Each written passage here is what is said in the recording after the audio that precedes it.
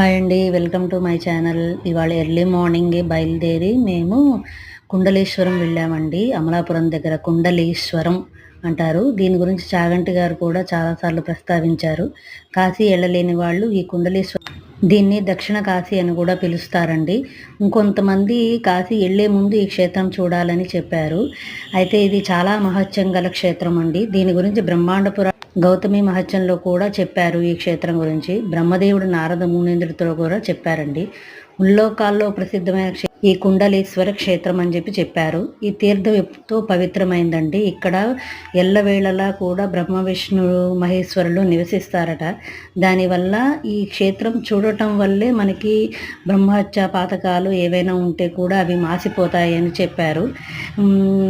ఇక్కడ ప్రవహించే నదులలో స్నానం చేయడం వల్ల కానీ, దానాలు చేయడం వల్ల కానీ మనం ఎన్నో పాపాలు తెలియక చిన్న పాపాలు ఎన్నో ఉంటాయి, అవన్నీ కూడా మాసిపోతాయని చెప్పారండి ఈ క్షేత్రం.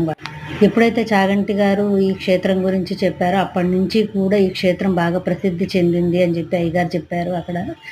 అయితే అప్పుడు మన మన చాగంటి వారు చెప్పిన దగ్గర నుంచి కూడా ఇప్పటిదాకా ఒక 50 లక్షల మంది జనం వచ్చి ఈ క్షేత్రాన్ని దర్శించుకున్నారంట. అక్కడ కనిపించే అయ్యగారే ప్రధాన అర్చకులండి. ఆయన పేరు కామేశ్వరరావు గారు. మేము వారి ఫోన్ నెంబర్ అది తెచ్చుకున్నాము. ఎప్పుడైనా అవసరమైతే పూజా కార్యక్రమాలు చేయమంటే ఇక్కడ మనం వాట్సాప్లో చెప్తేనే ఆయన అక్కడ పూజా కార్యక్రమాలు అవి చేస్తారంట. దీంతో పాటే ఇక్కడ వేణుగోపాల స్వామి, దుర్గాదేవి గుడి, ఆంజనేయ స్వామి గుడి కూడా వెనక భాగంలో ఉన్నాయండి. ఆ కనిపించేది వేణుగోపాల స్వామి గుడి.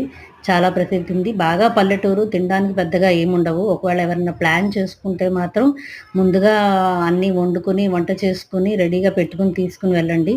మేము కొద్దిగా ఇబ్బంది పడ్డాము. అట్టే అమలాపురం వచ్చి అక్కడేదో చిన్న హోటల్లో ఉంటే భోంచేసి బయలుదేరి వచ్చాం. ఈ వ్లాగ్ నచ్చిందని అనుకుంటున్నాను. Thank you.